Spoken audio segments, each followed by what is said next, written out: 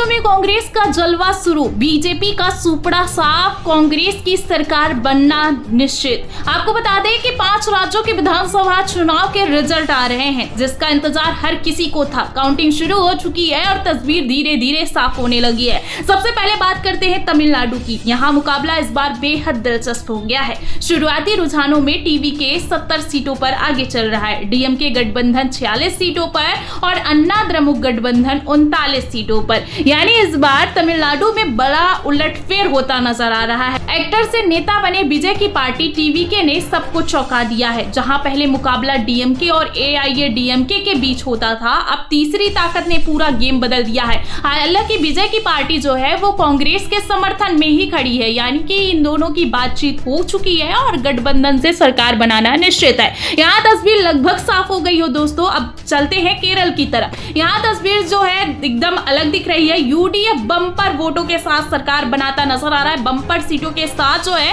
वापसी करता नजर आ रहा है, जबकि एलडीएफ जो है 53 सीटों पर सिमटता नजर आ रहा है। यूडीएफ को यहाँ जो है 83 सीटें मिल रही हैं, जबकि 4 अन्य के खाते में भी जा रही है। यानी केरल में कांग्रेस गठबंधन की जबरदस्त वापसी तय मानी जा रही है। एलडीएफ को बड़ा झटका लगता नजर आ रहा है। अगर आपको बता दें कि एलडीएफ की सरकार जाती है तो ये बीजेपी के लिए भी तगड़े झटके के तौर पर देखा जाएगा, क्योंकि केरलम में बीजेपी को जो है सीटें नहीं मिल रही हैं, यानी कि खाता नहीं खुल पाया है। अब सबसे हाई वोल्टेज मुकाबला पश्चिम बंगाल में देखने को मिल रहा है, जिसका जिक्र सभी कर रहे हैं कि आखिरकार पश्चिम बंगाल में किसकी जीत हो रही है, किसकी हार हो रही है। तो आपको बता दें कि यह लड़ाई सीधी टीएमसी बनाम बीजेपी हो गई है। रुझानों में लगातार उतार चढ़ाव देखने को मिल रहा है। कभी ममता बनर्जी आगे हैं तो कभी बीजेपी बढ़त बनाई हुई है। यानी बंगाल में मुकाबला अभी पूरी तरह साफ नहीं हुआ है। हर सीट पर कांटे की टक्कर नजर आ रही है। फिर चाहे नंदीग्राम हो, जहां ममता बनर्जी का गढ़ हुआ करता था, वहां पिछली बार शुवेंदु अधिकारी ने टीएमसी को हरा दिया था, लेकिन इस बार नंदीग्राम में ममता बनर्जी बम्पर वोटों के साथ बढ़त बनाए हुए हैं। भवानीपुर की बात की जाए तो भवानीपुर में भी ममता बनर्जी आगे नजर आ रही है, टीएमसी आगे नजर आ रही है, जबकि शुवेंदु अधिकारी पीछे है।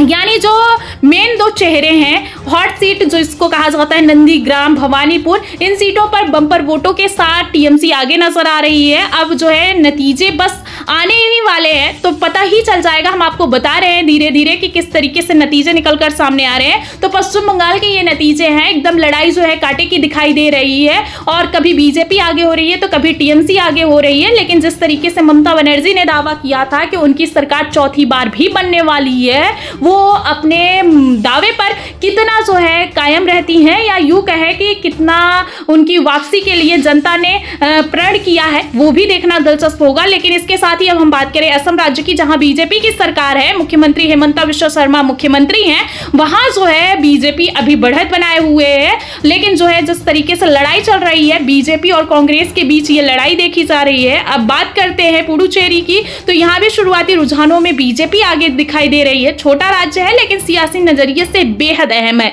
और यहां भी बीजेपी की स्थिति मजबूत होती दिख रही है। यह है 5 राज्यों के रुझान, और लगातार यहां जो है अपडेट निकलकर सामने आ रहा है। जैसे इस वक्त की बिग ब्रेकिंग निकलकर सामने आ रही है कि केरल में यूडीएफ की सरकार निश्चित बनना जो है तय माना जा रहा है। यानी कि यूडीएफ सरकार बम्पर वोटों के साथ सत्ता परिवर्तन केरलम में होता नजर आ रहा है, और इसी के साथ टीएमसी आगे नजर आ रही है। जी हाँ, टीएमसी पश्चिम बंगाल में आगे हो गई है, बीजेपी पीछे हो गई है। तो इस वक्त का जो सबसे बड़ा रुझान निकलकर सामने आया है, टीएमसी पश्चिम बंगाल में बीजेपी को पछाड़ चुकी है। इसके साथ ही हम बात करें अगर तमिलनाडु में भी कांग्रेस गठबंधन की सरकार बनना निश्चित है। जी हाँ, तय माना जा रहा है, और ये जल्दी मुहर लगने वाला है।